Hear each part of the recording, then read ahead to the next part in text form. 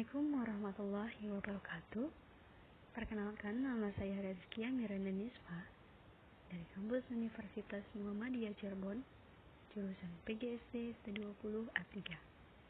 Kali ini saya akan membahas mata kuliah Bahasa Indonesia mengenai hakikat fungsi bahasa Indonesia. Disusun sendiri oleh diri saya, Rezkia Miranda Nisfa. Baik, langsung lanjut ke materi hakikat bahasa Indonesia. Bahasa sebagai sarana interaksi sosial.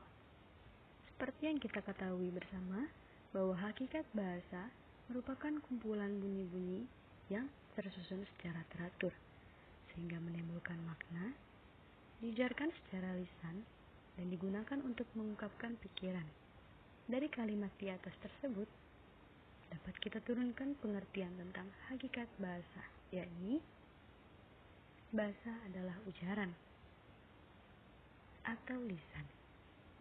Dapat dijelaskan dengan fakta sejarah bahwa orang atau kelompok orang masyarakat sejak zaman dahulu telah dapat melakukan komunikasi dengan menggunakan bahasa yang telah disepakati bersama secara lisan.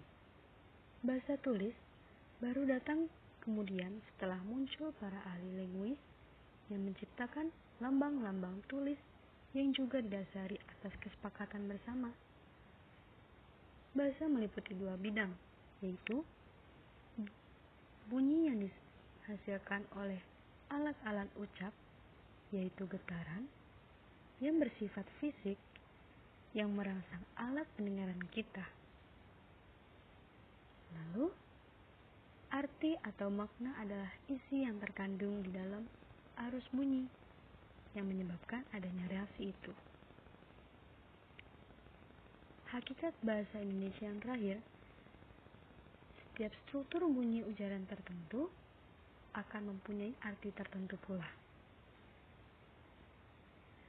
Selanjutnya saya akan membahas mengenai hakikat bahasa Indonesia sebagai alat komunikasi mengandung beberapa sifat.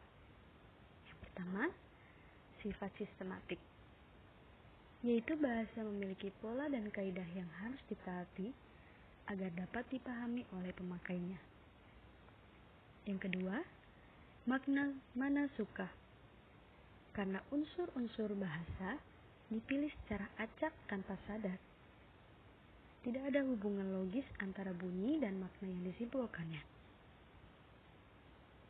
Pilihan suatu kata disebut kursi, meja, guru, murid, dan lain-lain ditentukan bukan atas dasar kriteria atau standar tertentu, melainkan secara manasuka. Yang ketiga, ujar. Bentuk dasar bahasa adalah ujaran, karena media bahasa terpenting adalah bunyi. Yang keempat, manusiawi, karena bahasa menjadi berfungsi selama manusia memanfaatkannya, bukan makhluk lainnya. Dan yang terakhir, komunikatif, karena fungsi bahasa adalah sebagai alat komunikasi atau alat penghubung antara anggota-anggota masyarakat. Selanjutnya saya membahas fungsi bahasa Indonesia. Secara umum, fungsi bahasa sebagai alat komunikasi lisan maupun tulis. Menurut Santoso dan kawan-kawan pada tahun 2004 berpendapat bahwa sebagai alat komunikasi, bahasa memiliki fungsi seperti informasi, ekspresi diri, adaptasi dan integrasi, dan juga kontrol sosial. Selanjutnya, fungsi bahasa Indonesia menurut Halliday pada tahun 1992, fungsi bahasa sebagai alat komunikasi untuk keperluan. Yang pertama, fungsi instrumental. Bahasa digunakan untuk memperoleh sesuatu. Yang kedua, fungsi regulatoris. Bahasa digunakan untuk mengendalikan perilaku orang lain.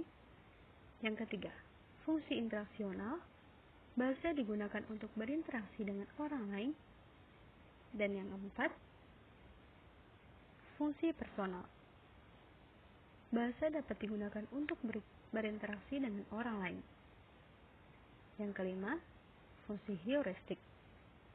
Bahasa dapat digunakan untuk belajar dan menemukan sesuatu. Yang keenam, fungsi imajinatif. Bahasa dapat difungsikan untuk menciptakan dunia imajinasi. Dan yang terakhir, fungsi representasional. Bahasa difungsikan untuk menyampaikan informasi. Selanjutnya, saya masih akan membahas mengenai fungsi bahasa Indonesia. Fungsi bahasa Indonesia sebagai bahasa nasional mempunyai fungsi khusus, dan kedudukan bahasa Indonesia sebagai bahasa negara pun mempunyai fungsinya. Yang pertama, sebagai bahasa resmi kenegaraan. Yang kedua, bahasa pengantar dalam dunia pendidikan. Yang ketiga, alat pengembangan kebudayaan, ilmu, pengetahuan, dan teknologi.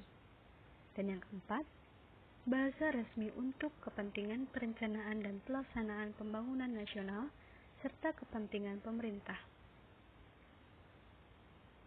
Lalu saya akan membahas mengenai fungsi bahasa Indonesia.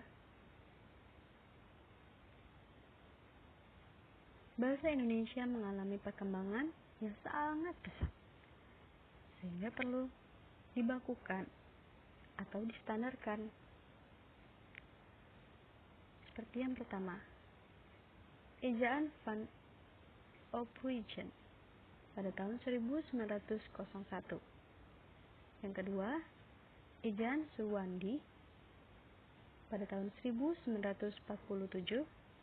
Yang ketiga, ejaan yang disempurnakan EYD tahun 1972.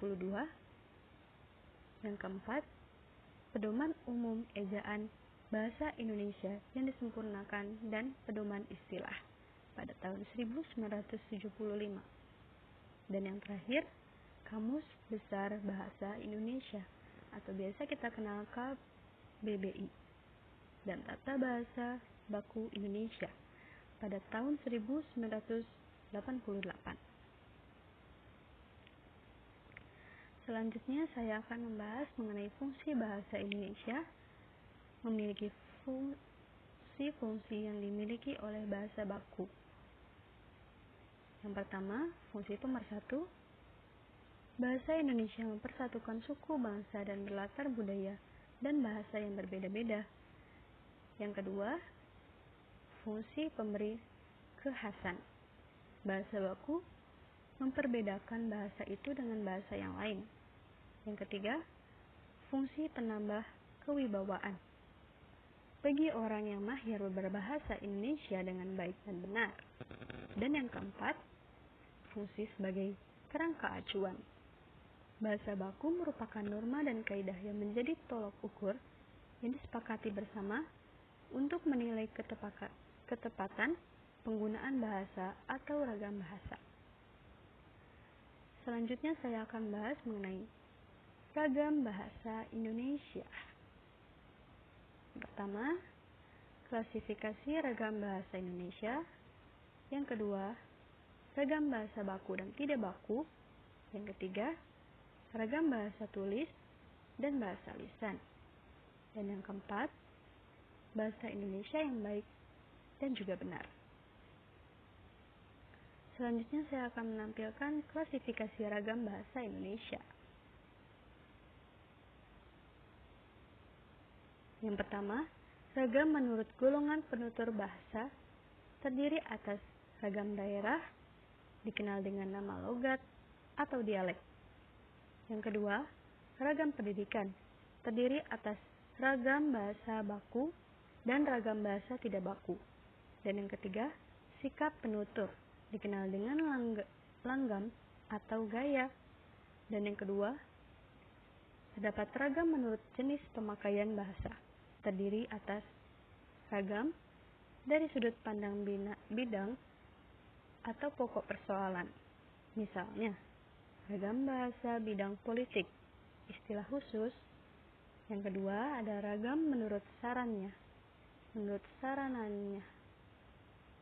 ragam lisan, dan ragam tulisan. Selanjutnya,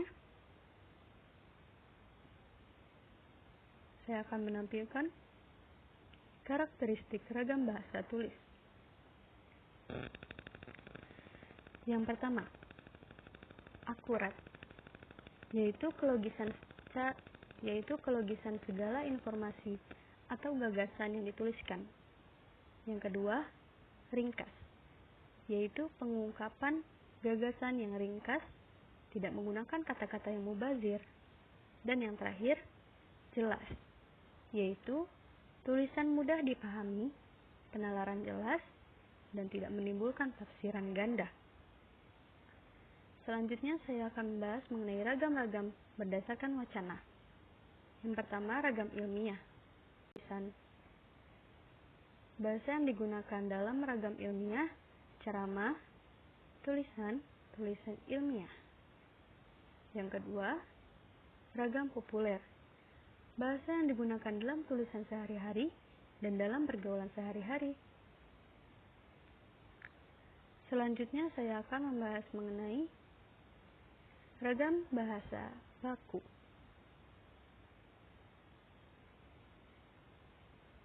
Ciri ragam bahasa baku yang pertama, kemantapan yang dinamis, kecendikiaan, keseragaman kaidah. Lalu, selanjutnya terdapat ciri struktur bahasa Indonesia baku. Yang pertama, lengkap secara morfologis. Yang kedua, lengkap secara struktur. Yang ketiga, penggunaan jenis kata atau diksi yang tepat. Yang keempat, penggunaan kalimat yang efektif. Dan yang kelima, keparalelan atau kesejajaran. Baik, terima kasih atas perhatiannya. Kurang lebihnya, saya mohon maaf. Assalamualaikum warahmatullahi wabarakatuh.